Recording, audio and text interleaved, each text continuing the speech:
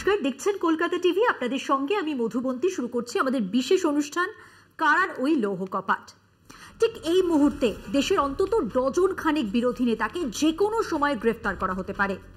সাংসদ থেকে বিধায়ক, দলের রাজ্য বা জেলা স্তরের নেতাদের গ্রেফতার করে জেলে পোরা এখন সময়ের অপেক্ষা। মানে এক মেকানিজম কাজ করছে দেশ জুড়ে।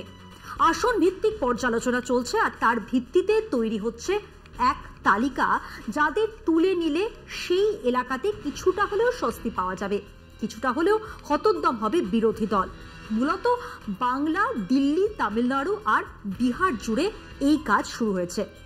নির্বাচনের ঠিক আগেই এই ধরনের গ্রেফতারি চলছে। নির্বাচন কমিশন কি বলছে? সরকার নির্বাচনের আগে ঝড়ে ভেঙে যাওয়া ঘর মেরামতের টাকা দিতে পারে না, কিন্তু বিরোধী নেতাদের চুনচুনকার জেলে ঢোকাতে পারে। তেলেঙ্গানাতে হেরে যাবার পরে বিআরএস এর সমর্থন এসে যাবে, এটাই ধারণা ছিল বিজেপির। আসেনি। চন্দ্রশেখর রাওয়ের কন্যা কে কবিতা রাওকে গ্রেফতার করা হয়েছে, জামিন নাকচ হয়েছে। এখন তার কাছ থেকে দিল্লি লিকার মামলায় সনসনিখেজ আগে না জানা তথ্য উঠে আসবে বলে আশা করা যায়, যে সমস্ত তথ্য আর কিছুদিনের মধ্যেই মানুষের সামনে আসবে এবং যা অবধারিতভাবেই দিল্লির মুখ্যমন্ত্রী অরবিন্দ কেজরিওয়ালের বিরুদ্ধে ব্যবহার করা হবে। লক্ষ কোটি টাকার নির্বাচনী বন্ড স্ক্যামের একজনও জেলে নেই।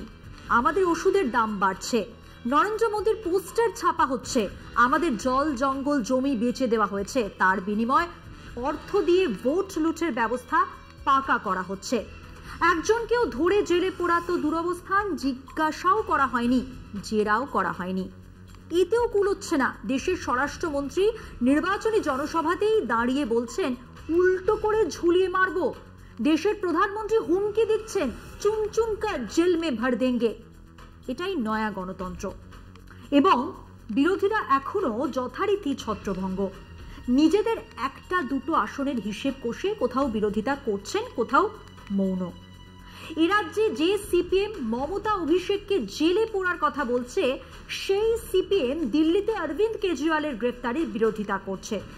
যে কংগ্রেস উচ্চকণ্ঠে অরবিন্দ কেজরিওয়াল বা হেমন্ত সোরেনের গ্রেফতারির বিরোধিতা করছে, তারাই কেরালাতে পিনারাই বিজয়নের মেয়ের সোনা পাচারের মামলাতে ইডি কেন চুপ করে বসে আছে তার কারণ জানতে চেয়ে বিবৃতি দিচ্ছে। দিল্লিতে সিপিআইএম এর নেতারা নিউজ ক্লিক সম্পাদক প্রবীর পুরকায়স্থের মুক্তির দাবিতে সেমিনার করছেন, আর এ রাজ্যে কলকাতা টিভির সম্পাদককে গ্রেফতার করার খবর ছাপছেন, যাতে বলা হচ্ছে তৃণমূল নেত্রী ঘনিষ্ঠ ব্যবসায়ী গ্রেফতার। এই দ্বিচারিতা ইতিহাস মনে রাখবে। এই দ্বিচারিতার সুযোগ নিয়ে বিজেপি বেড়ে উঠছে, বেড়ে উঠবে। আমরা এই দ্বিচারিতার নিন্দা করি।